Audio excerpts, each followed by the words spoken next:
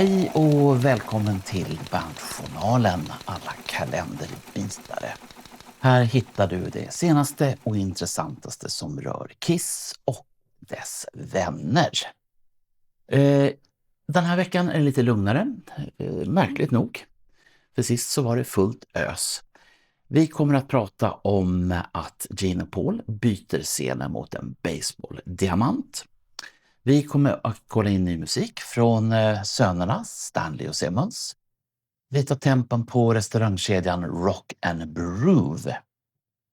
Och sen så ska vi kolla på Julian Gills senaste boksläpp och lyssna på Engelbert Humperdinck, vad han egentligen har att säga om studiolivet och om Gene Simmons.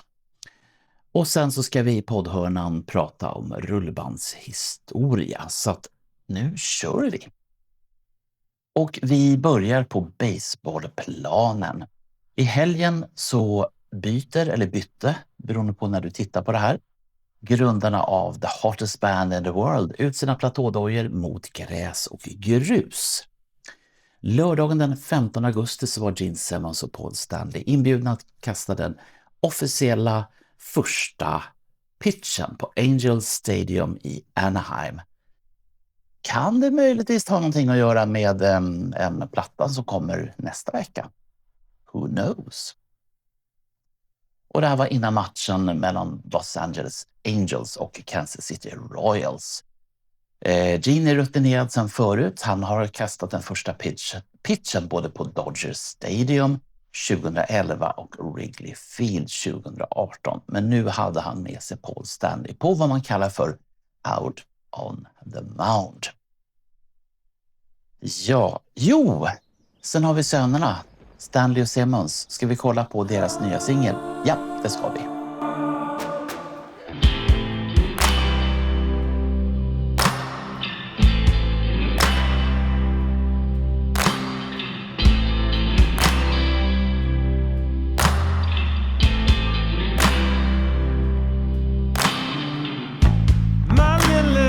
Whispers to me in a sacred tongue she speaks. Is this gospel, is it heresy? Oh, with her it just stopped mattering. My lover, oh, she takes my hand, leads me through our broken promised land. What a workhorse becomes a man when his heart begins to make demands. So baby, either way, I'll follow whatever you say. And as I wander, I will pray in vain for a smile upon your face. If she leads me to a grave, into what I will wait. If the water turned to flame, don't blame my baby for my fate. Det här var ju Lilith, som är från den kommande debutplattan Dancing While the World is Ending. Plattan kommer snart, nämligen den 28 augusti. Och det här är, om jag minns rätt, den 6:e singeln ifrån den här plattan innan den ens är släppt. Producent är Rob Cavallo, som är nog mest känd för sitt arbete med Green Day och My Chemical Romance. Och den 14 september så sätter ju grabbarna igång med sin turné. Och sen har vi den rock'n'roll-kedjan Rock and Brew som stänger ytterligare en restaurang. Den här gången så är det Overland Park i Kansas. De hann servera burgare i närmare 12 år. Och nu så är det en saga all. Istället så kommer det ett annat koncept som heter The Vine Boutique Collective. Det är alltså ett koncept med olika klädförsäljare. Kanske kisskläder, vem vet. Julian Gill, vän till podden. Han har varit med flera gånger. Och han har en ny bok som heter The Second Coming. Och den heter också 1996 to 97, The Magic Returns. Och det här med Magic har ju en liten glimt i ögat till en viss bok som skulle ha kommit för väldigt länge sedan. Boken fokuserar stenhårt på det magiska året efter MTV Unplugged, när ryktena om en återförening blev till verklighet och mynnade ut i den massiva Alive Worldwide-turnén 96-97. Och det är ett måste för kalendernbitarna. Förra veckan så pratade vi om den 90-åriga legenden Engelbert Humperdinck och att han faktiskt tolkar Kiss på sin nya skiva Faithfully. Nu har skivbolaget Cleopatra släppt en video där Engelbert själv berättar om varför han valde just att spela in Beth. Ja, men vi lyssnar väl på den. And I mean, it was recorded in '76, and I was listening to it in my office, and was very impressed with it, with the sound and the arrangement, and it took to my ear.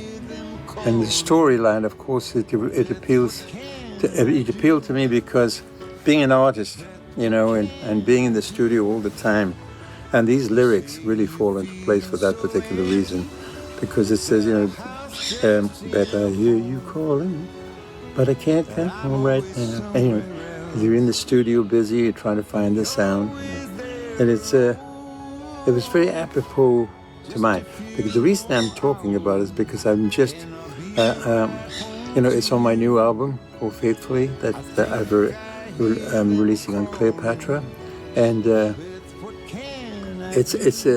I did a video of it, and of the song Bad, and it's way before I befriended the man who is partly responsible for making this particular song a massive hit, you know, Gene Simmons, because we did a duet together, and he's a lovely man, and I'm pleased to be doing one of the songs that he was responsible for.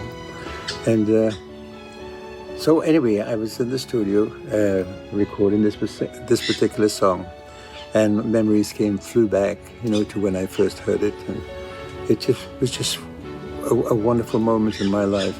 And so when we were recording it, it had more meaning, you know, it had a lot more meaning to me when I was doing it. And I have to say, I hope that people listening to it will appreciate the fact that, you know, this is an artist's life, really. Because I've spent hours and hours and hours in the studio, and not being able to come home, and you know, my wife would call up and say, "Where are you?" And I say, "I can't find. You know, we're working on this album, and we're doing this and we're doing that." Ja, han förklarade ju att han blev helt tagen av soundet och arrangemanget från 1976. Men det som verkligen träffade honom, det var ju texten. Engelbert beskriver det som den ultimata artistlåten, att sitta fast i studion timme efter timme i jakt på det där perfekta ljudet, samtidigt som frun ringer hemifrån och undrar var fan man är någonstans. Han lyfter också fram att han spelade in låten innan han blev kompis med Gene Simmons. Ja, för Gene och Engelbert har ju spelat in en låt tillsammans tidigare.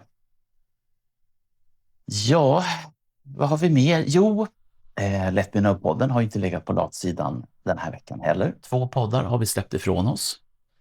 I fredags så var det senaste avsnittet utav vår sommarserie Hot and the Shade. Och den här gången så var det Roger Nilsson som tog över mikrofonen. Och han bjuder på en ren och skär utbildningsresa för kondensörerna när det gäller en total djupdykning i rock'n'roll over-eran. Och han tar oss bakom maskerna och rakt in i rullbandens värld i Star Theater 1976. Från Peter Criss truminspelningar i teaterns badrum till nördigt analyserande av mytomspunna demolåtar. Och Rogers drömmar om en eventuell 50-årsbox i höst. Och som det inte vore nog så hade vi i lördags en rykande färsk premiär på en ny serie som heter Framed and Unmasked, bild för bild. I den här serien så kommer vi att dyka ner i fotovärlden kring världens mest visuella rockband Och upplägget är enkelt, men det är fulladdat med den nördighet som vi är så kända för. En i gänget väljer ut ett antal bildpärlor som vi granskar alla tillsammans och analyserar på djupet. Och den här gången så var det just nämnda Roger Nilsson som stod för bildurvalet. Han sa att han hade en färdig plan, även om resten av panelen var lite skeptisk. Men det vankades allt ifrån 70-talsfoton, sällsynta omslagsskisser, anekdoter om hällregn i Stockholm och pälsklädda 70-talsbröllop, 9 män. Och kollar du via videopodden på YouTube så får du dessutom se bilderna som vi pratar om, och det är ju lite trevligare. Båda finns som sagt där poddar finns. Och det här var alles för idag. Håll i blixtarna. Vi syns och hörs snart igen.